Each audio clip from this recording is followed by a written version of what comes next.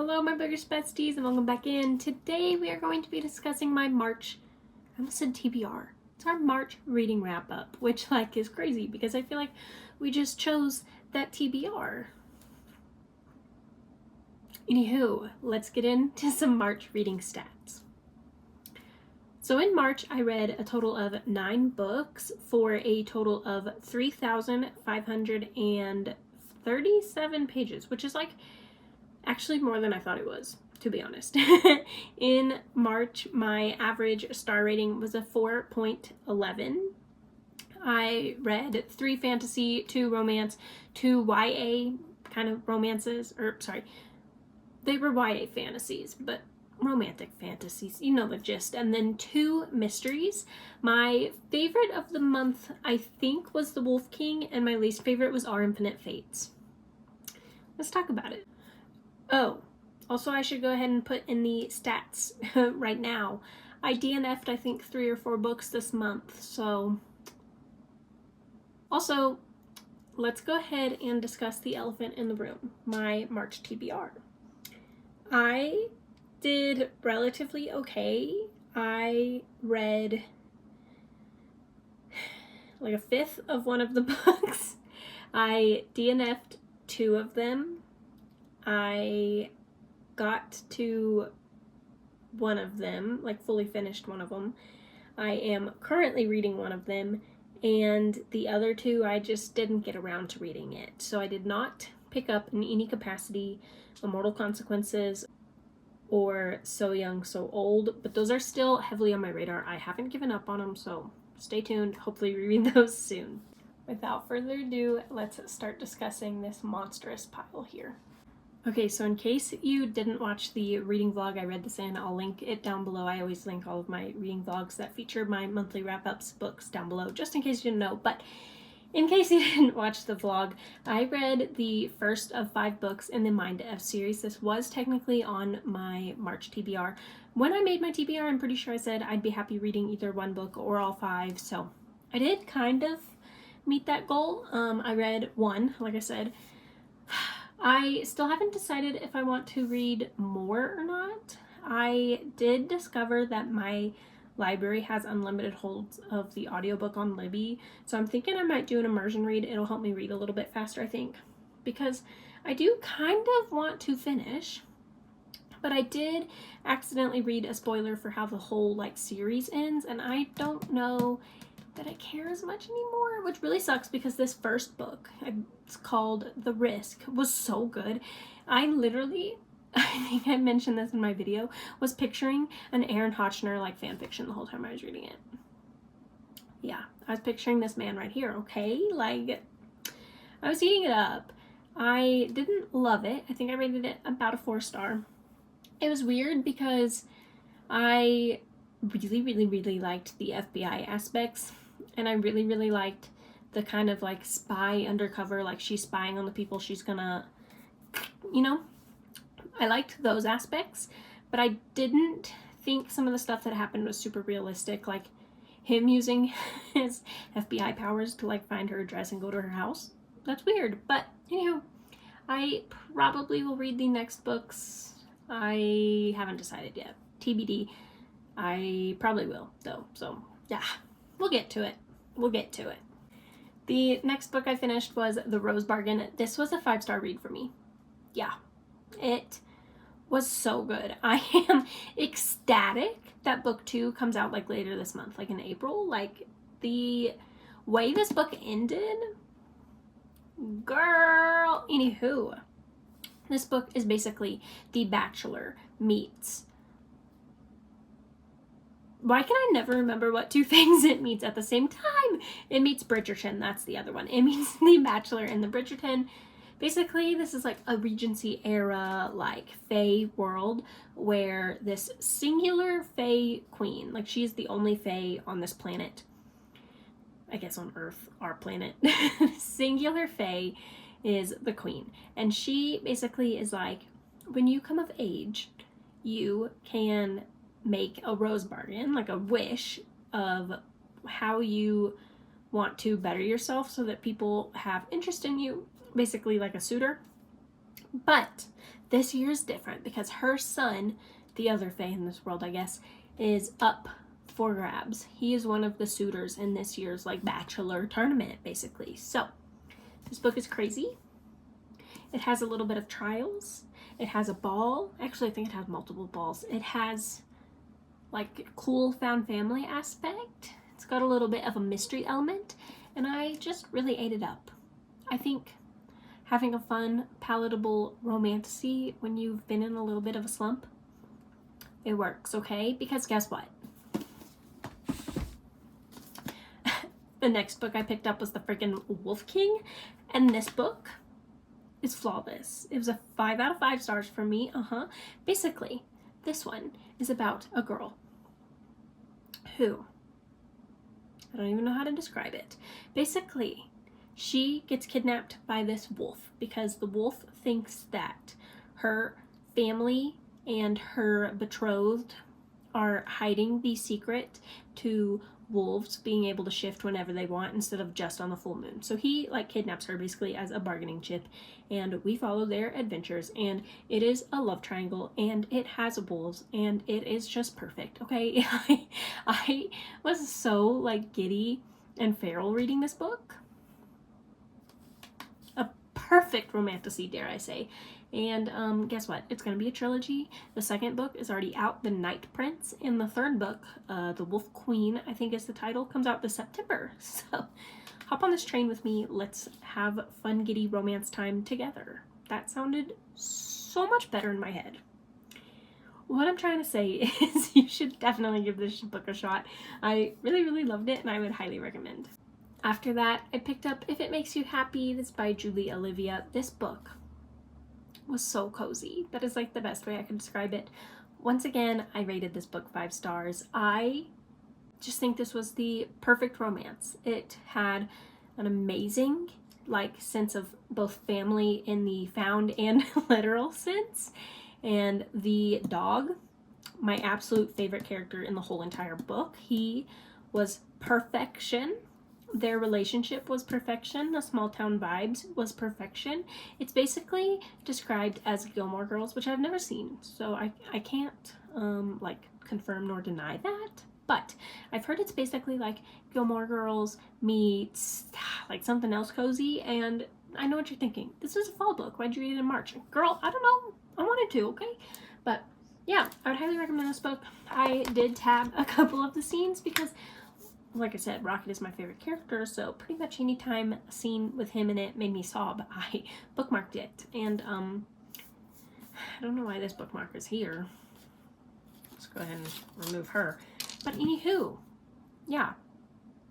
I just think this is a really cozy, sweet romance. It is on the longer side, but you follow Cliff and Michelle during a kind of like 4-month period from September to December-ish as they, you know, figure out life and if they want to be together, because basically Michelle's mom dies, but she used to own the inn in this small town, and he is the like cutie neighbor next door.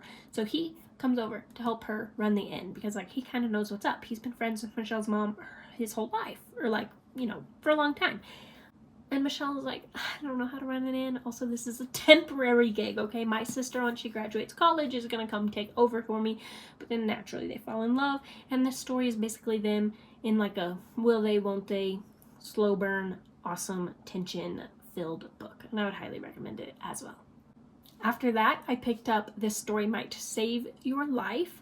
This one is basically about 2 podcasters who do a true crime podcast. And one evening, the female podcast lead, I forgot her name, I couldn't tell you. It says it's about Benny and Joy.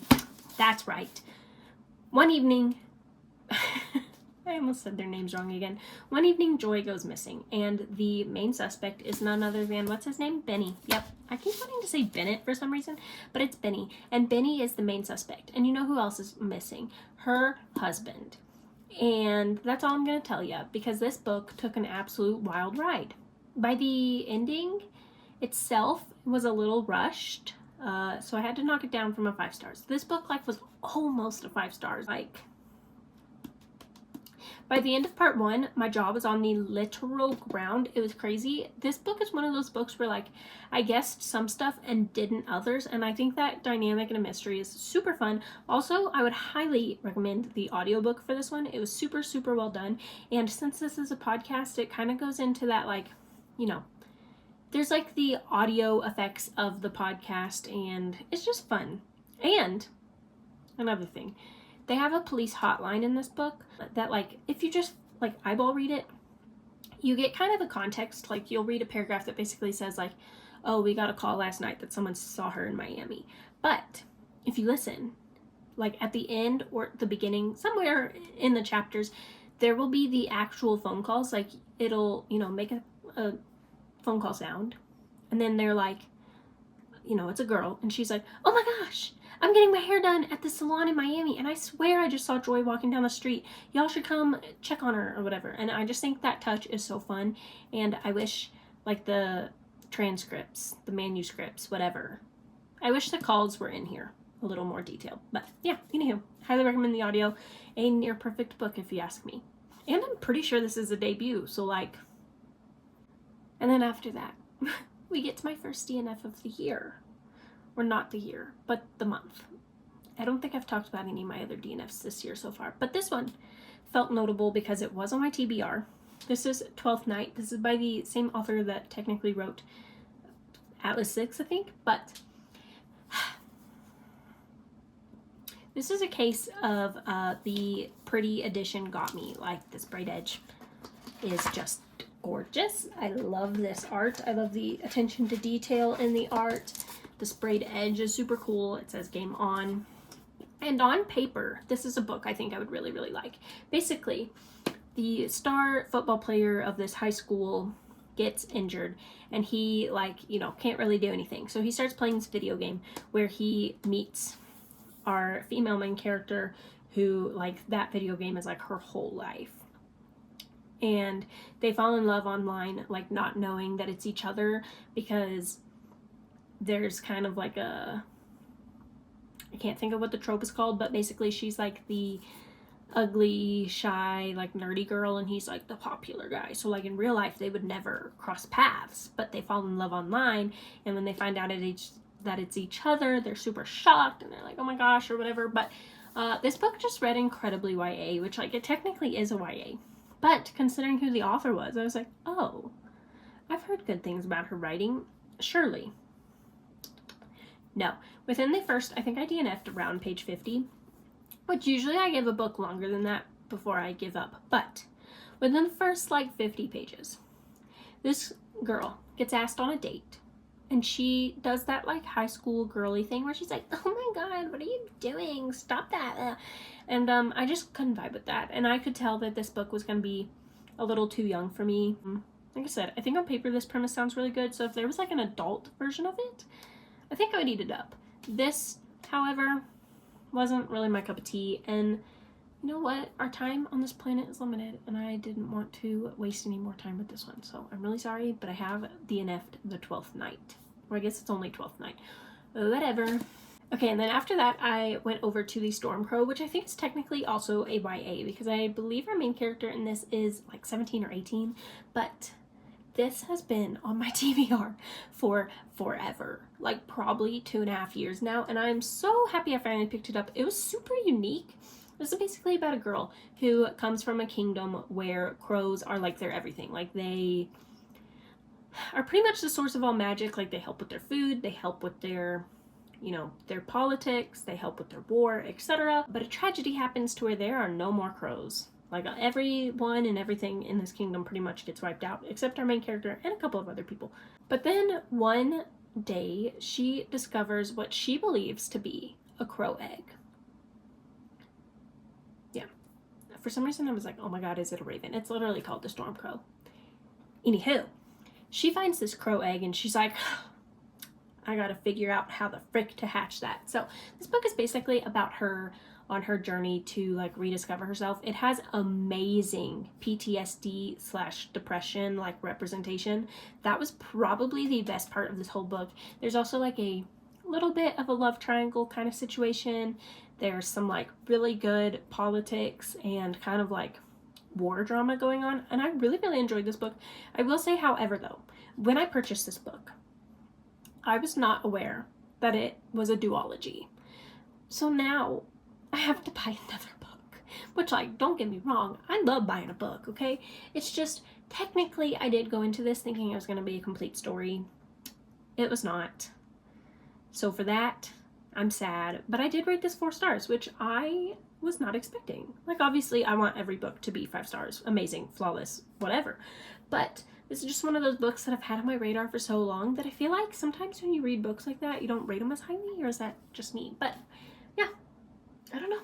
I'm really excited, I think, though, to buy the next one and figure out what happens. I can't remember exactly how this book ends, if I'm being transparent, but I do remember, like, pretty much the same day going and Googling, like, what book 2 was and how to get my hands on it.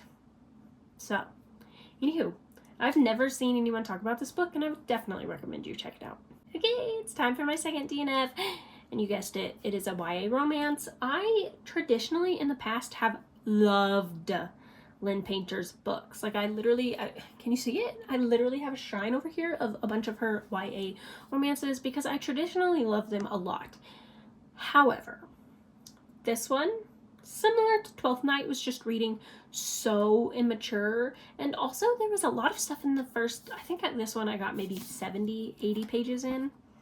Yeah, I got about 70-ish pages into this one. But our characters were just reading super immature, and there was so much cussing, which, like, I don't care, but one, it's a YA book. Like, what are you doing? YA is, like, technically for, like, 13 to 18-year-olds. And you're saying the F word every single page. That's crazy town. And 2, like, I forgot what 2 was. Anywho, the point is, I just wasn't enjoying my time with this. The characters read super immaturely. The writing was a little off to me, and I just, no regrets, I think. I'm a little disappointed though, like I said, because I really like Lynn Painter. And then we continue our streak of really bad books, okay? Because I DNF'd the last one, right? And then I went on my road trip to Dallas, and I was like, oh, I'm going to have a fun, goofy time listening to an audiobook of a book that I've been looking forward to for over a year now. I'm sorry, but what the freak was this book, okay? If you want my, like, super, super in-depth, detailed thoughts, I did pretty much spoil and review this whole book on my Dallas blog. But just in case you missed it, yeah, I don't even know what to say about this book. It made me so viscerally angry. Basically, our 2 main characters are destined to be together in every lifetime. Which, like, you hear that and you're like, oh, cool. It's like a fate thing, or infinite fates. However, it just sucked, okay? Sorry. I rated it 3 stars because there were a lot of moments and quotes in here that I wanted to underline and remember. However, the story, it made no sense. And, yeah, like I said, I don't even know what to say about this book because I've tried really hard to wipe it from my memory. But from what I remember, the ending made no sense. And a lot of the motivations of the characters made no sense. And some of the plot twists were cool. But yeah, that's about all of the nice things I can say about it. And I try to make these wrap-ups non-spoilery, so yeah, I would just recommend you go watch my Dallas blog because which sucks too, because this one really did start out really strong. I really liked the first, probably third, when we were kind of like setting them up and learning about them, but then the middle was like okay, and then like I said, the end really, really lost me. So yeah, this is like a 3 maybe. Okay, and then we had our final DNF of the month. This is the Future Saints by Ashley Winstead. This isn't even an accurate representation, I don't think, because I was listening to some of it, but my bookmark is on page 64. And let me just say, the reason I DNF'd this one is strictly because I just did not care. This is basically advertised as like a Daisy Jones and the Six adjacent story. Like, it's also about a band who has a member who's a little crazy and unhinged, and they crash out, and all this stuff happens. It's bad, etc. But this one, I just found the characters to be super insufferable, and I was bored. And I just kind of had one of those moments where I was like, you know what? There are so many other books on this planet that I could spend my time with instead of this one. So, do I think this is a bad book? No, not necessarily. Could I come back to it one day? Maybe, but I don't see that happening for me. And it's a bummer because it's really short and the premise sounds interesting. It's just, it like wasn't. And yeah. Also, this is one of those books where it like very weirdly like relied on the use of social media, I feel like. And what I mean is there's a scene within the first like 30 pages of this book where the band goes viral on TikTok, and that is the only reason they don't break up. And I'm like, okay, I get it, but also I don't get it, Like, I don't want to read about a band going viral on TikTok and then going to a skate park to smoke a joint. That's just not my personal cup of tea. If it's yours, I'm really, really happy for you. But unfortunately, I just didn't care. But then after that, I read The Second Death of Locke.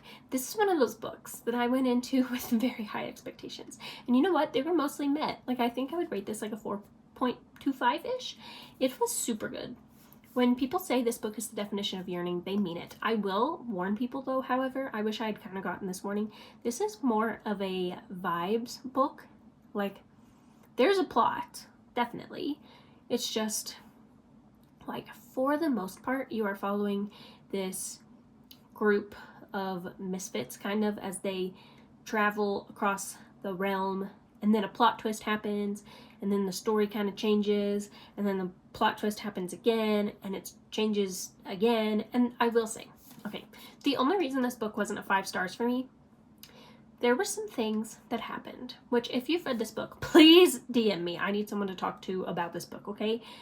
But there are some things that happen, like, that are supposed to be like plot twists, like crazy reveals, that do not make sense to me, because I thought everybody already knew that. Like, there is a secret that our main character is keeping, and she, like, 3/4 of the way through, reveals it to the male main character, and he's like, whoa, I mean, I had suspicions, but I've never known. And I'm just sitting here like, didn't y'all literally talk about it? Like, isn't this essentially the exact same thing as what we talked about earlier? Or, like, I feel like it's one of those books that I personally read it wrong or something, because I can't see anyone else on the internet talking about how stupid I feel like these characters are. So once again, if you've read this book, please talk to me about it, because I am just so confused. But overall, I did really like it. I will say the ending was a little rushed for me, but the yearning and the kind of, like, it gave me like a cozy video game vibe. Like, I felt like I was playing Baldur's Gate while reading this, because basically, like I said, you're going on an adventure and you have a romance. That's about all I need, personally. Other than them being stupid. That really killed the vibes. But, anywho, I would recommend. Okay, and then last but not least, I read And Now Back to You. I went ahead and rated this 3 stars. This is basically about Delilah and Jackson. They are a radio show host weatherman and a TV show weatherwoman. They basically hear about this massive snowstorm that is coming to Baltimore, where they live. So they get partnered up and sent off to a cabin to go, report on this snowstorm or whatever. However, one, this book did not have nearly enough snowstorm in it. Like, if that is the main premise, I want to read about them reporting on the weather more, I guess. I don't know. Most people probably would find that boring, but for me, I'm the opposite. I wanted more of them being stuck in the snow. Also, the ending, again, I just think endings can really ruin or make a book, you know what I'm saying? And I just unfortunately read some books with crazy, weird endings this month, but specifically this one. The ending did one of those things where it hit you with like a 1-2, like, ooh, emotional thing happens, ooh, an emotional thing happens, ooh, emotional thing happens. But we kind of move on from all of that a little too fast. That being said, there were parts that made me literally LOL, and overall the story was really cute and endearing. It's just like I said, I didn't love it. And I think one of my major issues with this is if you've read the first Heartstrings novel, that one was called First Time Caller, that book follows two characters who literally don't know each other. Like, they meet for the first time on this radio show, and you literally like watch them get to know each other and kind of fall in love. This one happened a little bit faster because it implies they already know each other, even though only Jackson has been in the series before. Like, I think it would have been okay if we saw Delilah maybe in the previous book, which, please correct me if I'm wrong, but to my knowledge, we didn't see her in the first book. So they're just kind of like thrown together, one bed trope and all that. And they just like immediately are like, oh yeah, I like you and I've always liked you. And it's like, okay, that's cool. But it felt very tell not show. Like, I just wanted to see their chemistry a little bit more before they started like, oh my god, I think you're really cute and I really want to date you. Like, the first one worked so well because you literally watched their friendship, relationship, chemistry, etc. grow like with them. This one, it's just kind of assumed that you know that they have chemistry. Which, like, I don't know. Tell me they have chemistry. Or show me they have chemistry. You know what I mean? Like, I don't know. There was cute moments, for sure. I just think, in comparison to the first one, it fell flat a little bit. But anywho, those are all of the books that I read and or DNF'd in the in the month of March. So, anywho, let me know down in the comments below what books you read and loved or DNF'd or whatever in March. I hope to see you in the next one. Thank you so much for being here, and I love you so much. I'll see you soon. Bye, guys.